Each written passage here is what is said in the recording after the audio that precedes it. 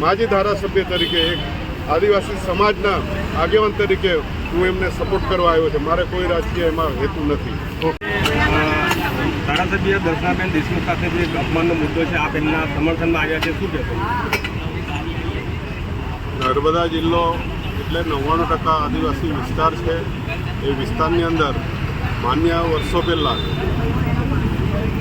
89ની અંદર માન્ય સાંસદ સભ્ય ચંદુભાઈ દેશમુખ જ્યારે એમણે ભરૂચ જિલ્લાની અંદર ફર્સ્ટ ટાઈમ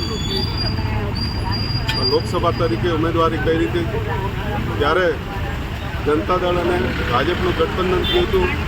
એમાં માન્ય છોટુભાઈ વસાવા સાહેબે સાથે આખા જિલ્લાની અંદર અને લોકસભામાં પ્રચાર કરી અને માન્ય દેશમુખ સાહેબને એના સાંસદ ફર્સ્ટ ટાઈમ આદિવાસી તરીકે ભરૂચ જિલ્લામાં બનાવાયો. ખાસ તો આજનો જે પ્રશ્ન છે કે આજે એક ધારાસભ્ય તરીકે આજે મહિલાનું જાહેરમાં એક આદિવાસી તરીકે અપમાન થતું હોય ને આવા જે અહીંના જિલ્લાના પ્રમુખ છે જે બિન આદિવાસી નીલ રાવ, જેને બેન સાથે આટલા વર્ષોથી એને દબાવનું કામ કરે છે, સાંસદ અમારા સાત તમના સાંસદ સભ્ય એમને જ્યારે જો બેનના મેં સ્ટેટમેન્ટ પરથી હું કેમ છું કે જ્યારે આ જે ઘટનાઓ બની છે, જે ઘટનાઓ કદાચ અમે સાંભળી નથી, બાકી અમારું લોહી પણ એવું ઉકળે છે કે આવા લોકોને અહીંથી તગેડી દઈએ. ભલે અમે કોઈ પાર્ટીની સાથે કોઈ અમારે લેવા દેવા નથી, પણ જે વ્યક્તિગત સવાલ છે, તમે 99% આદિવાસી વિસ્તારમાં આવીને જ્યારે જો અમારા આદિવાસી સમાજની આવી મા બેટીઓને ધારાસભ્ય તરીકે એમને જ્યારે આટલા દબાવમાં આવતા હોય તો સામાન્ય જનતાનું શું? સાંસદ સભ્ય જેવા અમારા મનસુખભાઈ વસાવા સાહેબ એમને બી આવી રીતે જ્યારે આગળ એમણે ઘણી વખત મેં મીડિયાની અંદર સાંભળ્યું, પણ આજે તો અમને સાબિત થતું લાગે છે કે આવા લોકો જે માનસિકતા ધરાવે છે.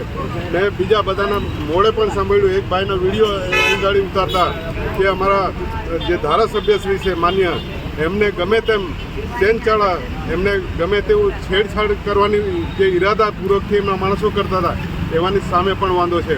એટલે મારે કોઈ પાર્ટી સાથે લેવા દેવા નથી, પણ આવા માનસિકતાવાળા લોકોને આ લોકોએ અહીંથી સાઈડ કરી દેવા જોઈએ એવી મારી પણ માંગણી છે. હું કોઈ પાર્ટીનો એ નથી, પણ આદિવાસી તરીકે જો આવી રીતે ન્યાય નહીં મળે તો અમે આ નર્મદા જિલ્લા અને કલેક્ટર ઓફિસો અમે આંદોલનોથી આ વિસ્તારની અંદર ભરતા કરી દે ને આવા લોકોને આ વિસ્તારમાંથી અગર કોઈ ખદેડે નહીં તો અમારા આદિવાસી સમાજ અમે ભેગો થઈને આ વિસ્તારની અંદરથી અમે ખદેડી દઈશું. એ પણ અમે ચેલેન્જ આપીએ છીએ. એટલે આદિવાસીનું અપમાન અમે ક્યારેય સહન નહીં કરીએ ને એમાં અમારી મા બેન મહિલા બેટી હોય, અમારા ધારાસભ્ય તરીકે હોય તો અમે એની બાબતની અંદર સહન કરવા નથી. એટલે અમે આજે સપોર્ટમાં એક માજી ધારાસભ્ય તરીકે એક આદિવાસી સમાજના આગેવાન તરીકે હું એમને સપોર્ટ કરવા આવ્યો છે. મારે કોઈ રાજકીય એમાં હેતુ નથી. એનો વિષય હતો, એમનો વિષય હતો, અમારો વિષય નથી. પણ એક આદિવાસી તરીકે ધારાસભ્યને અન્યાય થતો હોય, એ રાષ્ટ્રીય જે છે પ્રમુખ ગણપતભાઈ વસાવા જે કહે છે એમની ફરજ છે કે આદિવાસી તરીકે અહીં આવવું જોઈએ. પાર્ટી રીતે એમનો વિષય છે, પણ આવું જે ખોટું કરતા હોય એમના પાર્ટીના એના જિલ્લાના પ્રમુખ નીલ રાવ, તો એને તાત્કાલિક આ લોકોએ આવા લોકોને અહીંથી ખસેડી દેવા જોઈએ, જેથી આ બેનને અને બધાને ન્યાય મળે. આટલા લોકો આજે આંદોલનમાં બેઠા છે અને એમને ન્યાય મળે એવી અમે પણ અપેક્ષા રાખીએ છીએ. એ પાર્ટીનો વિષય છે, અમારે કંઈ નહીં. હા, એટલું કે આદિવાસીને અન્યાય થાય તો બિન આદિવાસી બચાવવાનો આમનો આશય હોઈ શકે.